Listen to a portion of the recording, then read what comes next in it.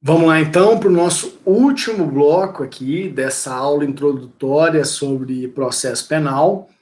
Eu já dei duas aulas e está faltando aqui essa última aula para a gente passar a parte introdutória do Código de Processo Penal no nosso curso de processo online. Eu tinha iniciado já uma apresentação aqui e vamos continuar. Eu parei no princípio do devido processo legal, estou falando de princípios, e aí a gente vai continuar aqui sobre essa parte.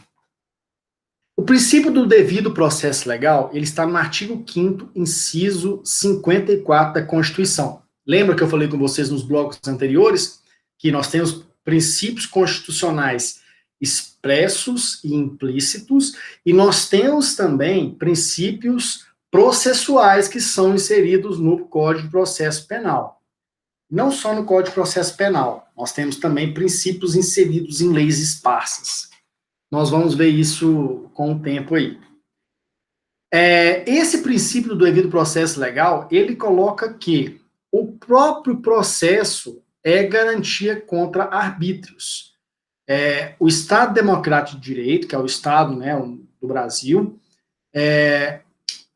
ele estabelece a garantia do contraditório.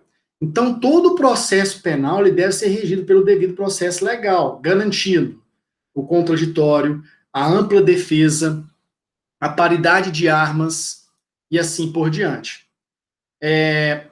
O princípio da economia processual é o próximo princípio, só que antes de entrar nele, eu quero fazer uma observação sobre o princípio do processo legal. Porque no bloco anterior, eu mencionei sobre o indúbio pro réu.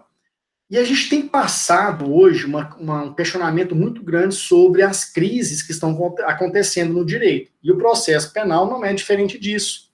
O processo penal, ele passa também por uma crise, né? Justamente a questão do devido processo legal. Infelizmente, a gente tem passado por uma divergência que tem gerado um embate muito mais ideológico do que conceitual, empírico, vamos dizer assim. Então, a gente precisa ter pés no chão para poder avaliar justamente esse ponto, que é o princípio do devido processo legal. Porque muitas vezes não adianta a gente colocar nas leis que é preciso garantir o sistema acusatório, o contraditório, garantir a ampla defesa, ou colocar que toda comarca precisa de um defensor público e a lei se tornar omissa. Ou seja, a lei se tornar ineficiente. A gente tem que começar a fazer leis que garantam a sua eficácia. Por isso que o devido processo legal precisa ser respeitado, mas a gente precisa fazer uma reflexão do que é que precisa realmente ser mudado no processo penal.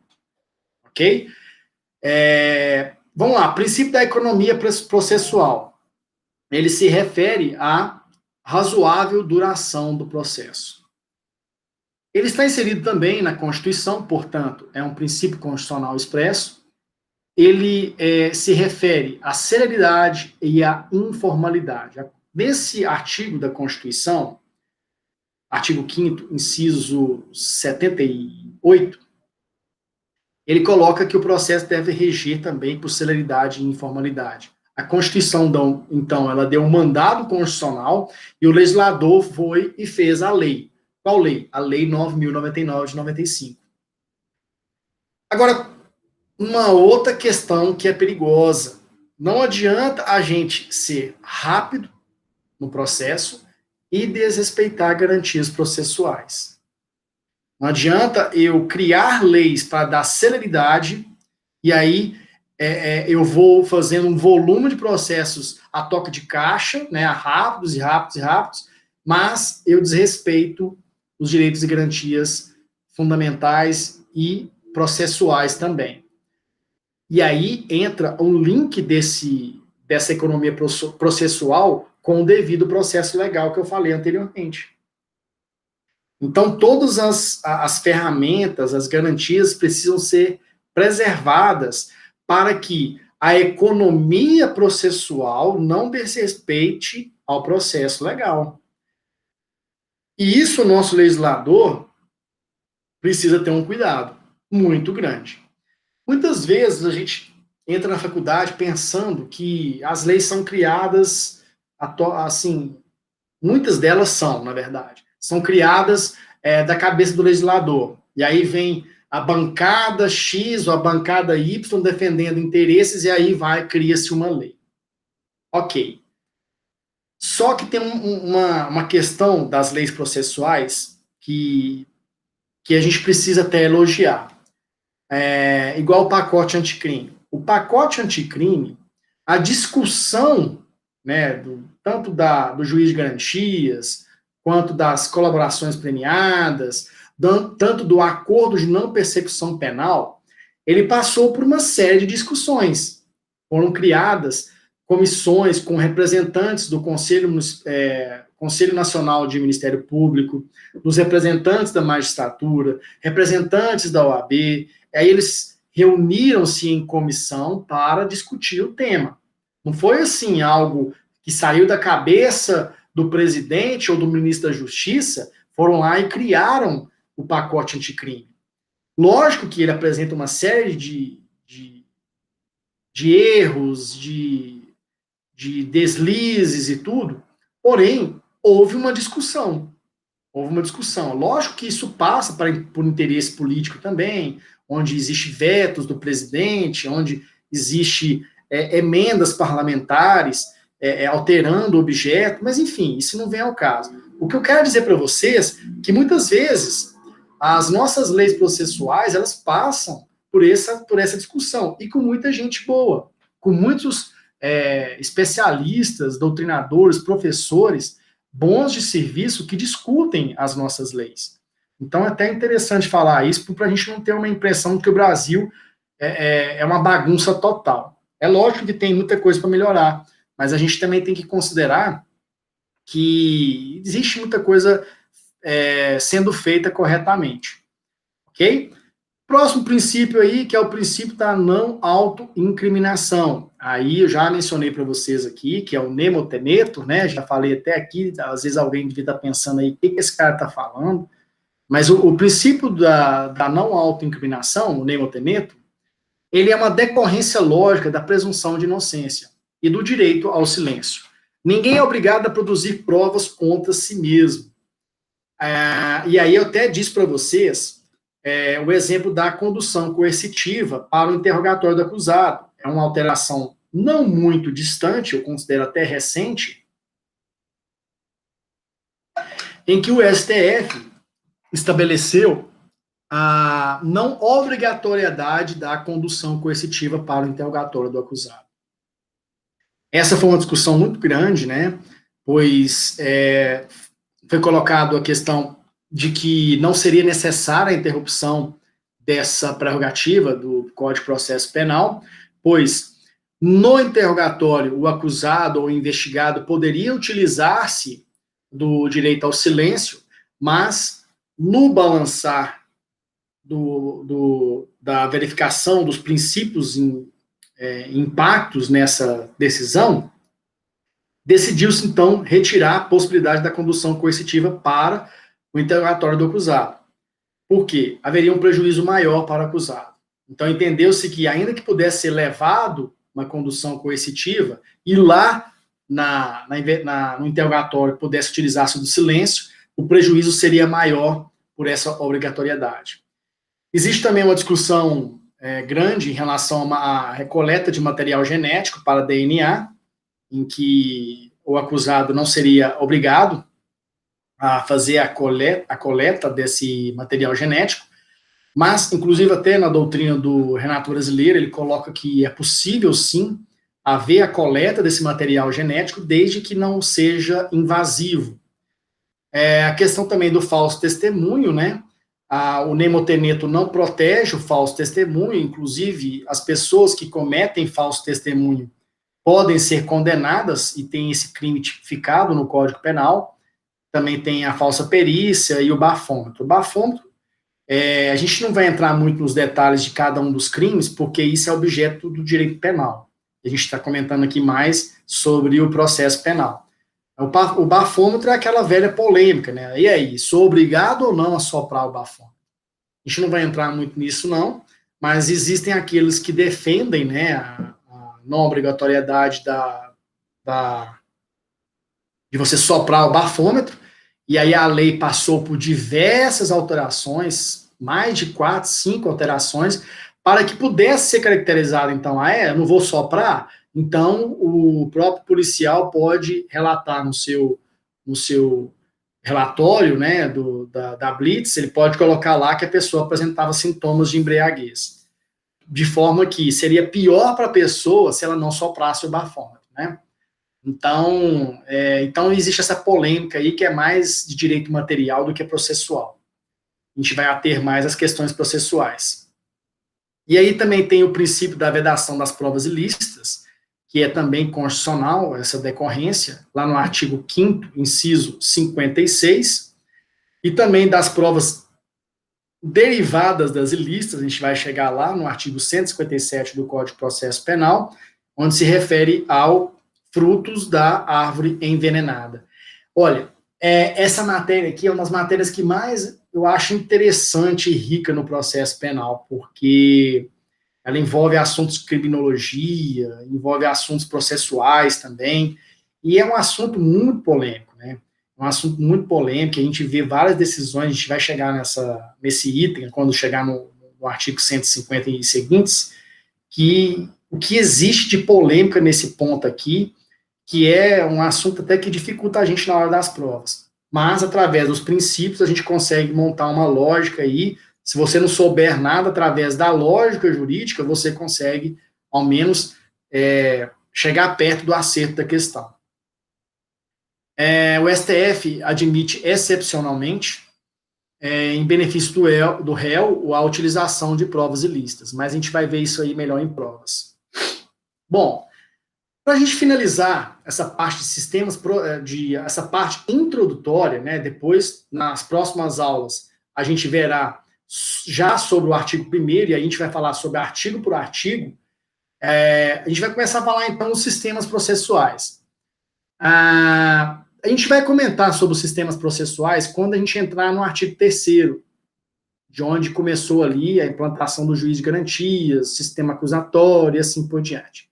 Em linhas gerais, eu quero que vocês guardem aí esses conceitos, depois vocês dão uma pausa no vídeo aí, para vocês anotarem esses conceitos, mas é importante vocês já tomarem ciência de alguns conceitos importantes.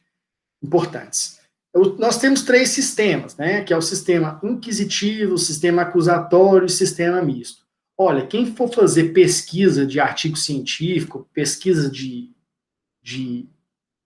mestrado, vocês buscarem sobre esse tema, vocês vão achar uma infinidade de material nesse sentido. E aí eu achei um artigo muito interessante, que eu até coloquei nesse material aqui, sobre o sistema inquisitivo, né?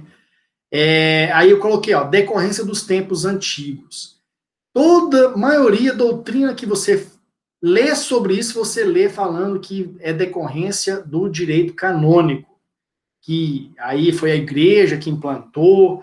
Eu achei um material de pesquisa muito interessante, dizendo que, na verdade, foi a própria igreja que auxiliou o Estado, porque antes a igreja, junto com o Estado, era a mesma coisa.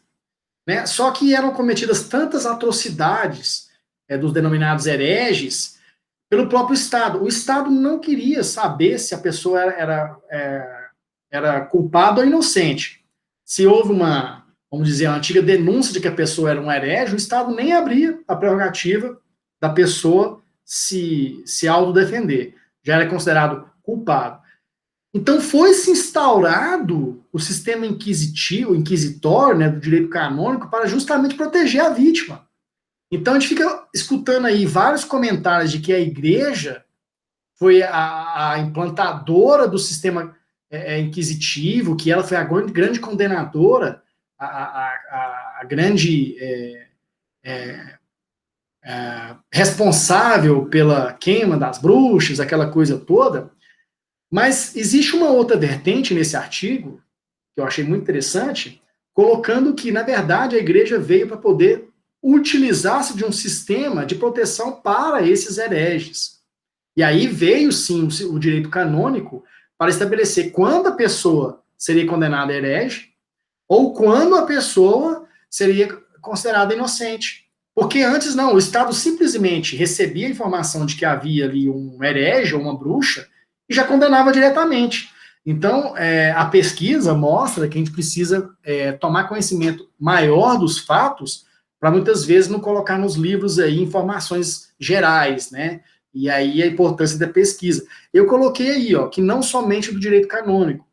E ali, na função do sistema inquisitivo, existem as funções de acusar, julgar na mesma pessoa. Ainda cabe produção de provas, inexiste contraditório e presunção de inocência, o réu é objeto do processo e não sujeito de direitos, incompatibilidade com os direitos e garantias assegurados constitucionalmente. Então, isso aí é completamente incompatível com o nosso sistema atual. E o nosso sistema atual é o acusatório, adotado pelo Brasil. A regra é a publicidade, contraditório, presunção de inocência, funções separadas de acusação, defesa, acusação e julgamento são órgãos separados.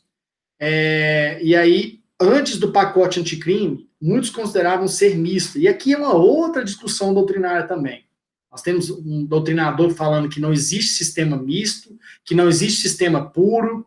Então, é uma discussão doutrinária que vai mais para o campo da pesquisa. O que eu quero que vocês guardem é que hoje, expressamente no artigo 3º, coloca que o nosso sistema é acusatório. Tranquilo? Enfim, depois vocês dão uma olhada mais nesses detalhes aí, para quem quiser aprofundar mais em pesquisa, depois fazer uma pesquisa mais aprofundada.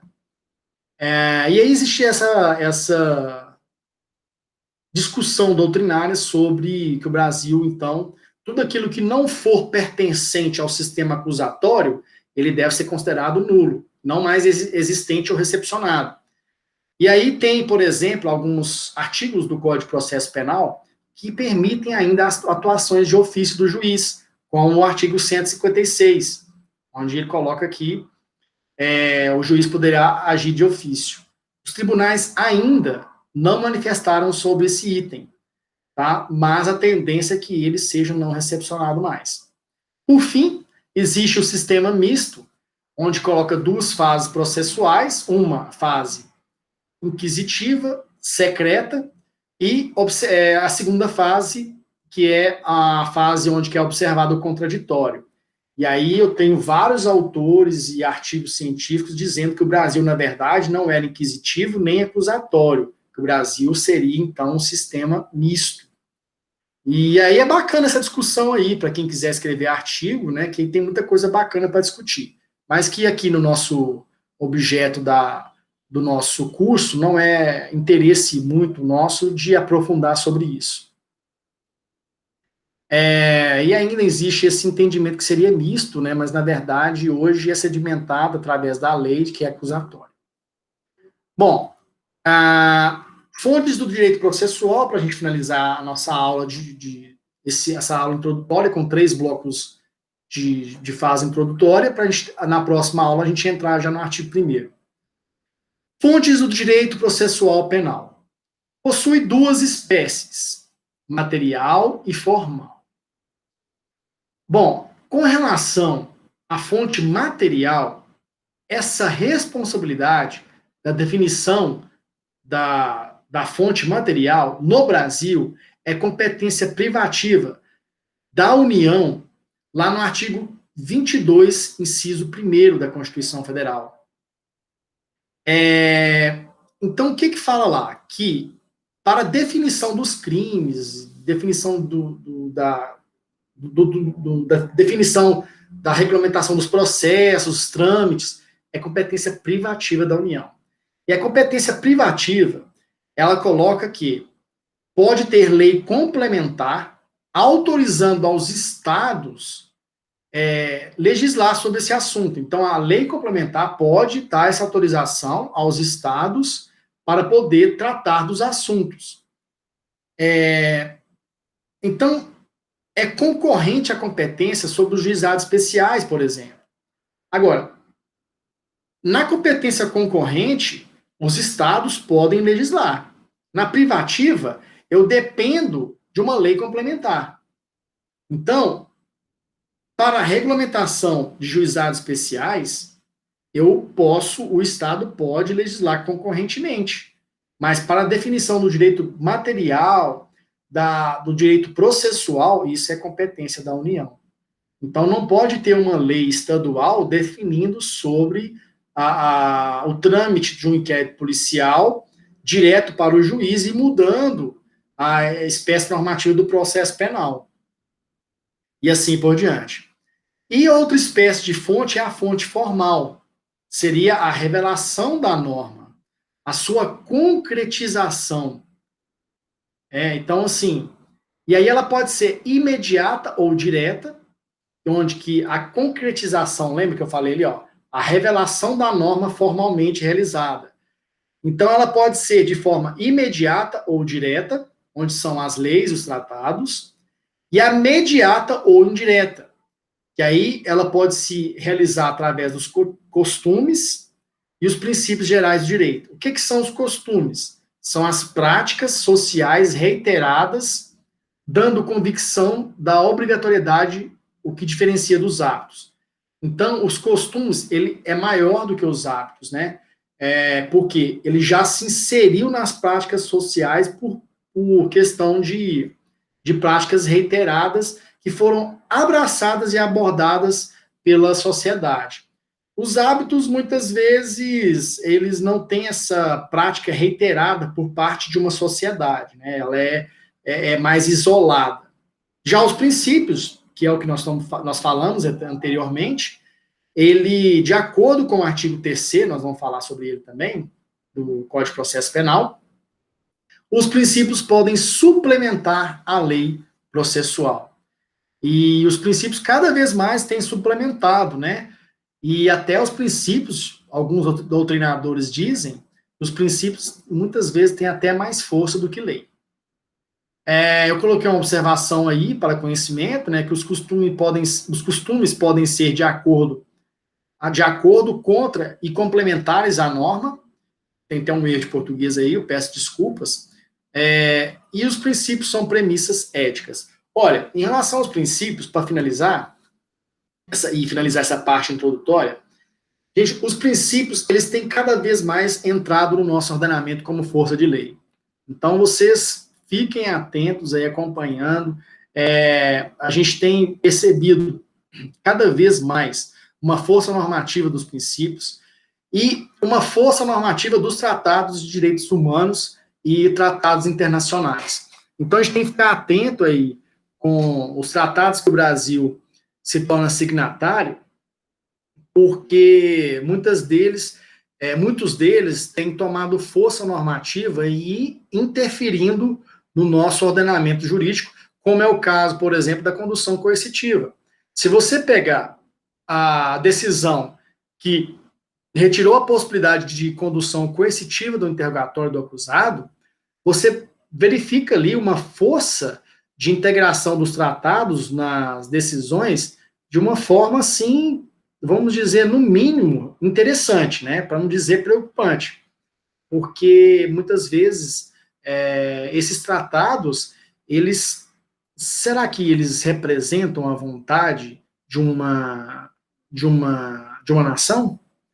Então, assim, eu acho que eles precisam ser considerados, com certeza, mas eles precisam também ser questionados sobre a sua recepção, e aí caberia aos legisladores, né, que são os nossos representantes, verificar se determinados tratados representam a vontade e a soberania da vontade popular de uma nação.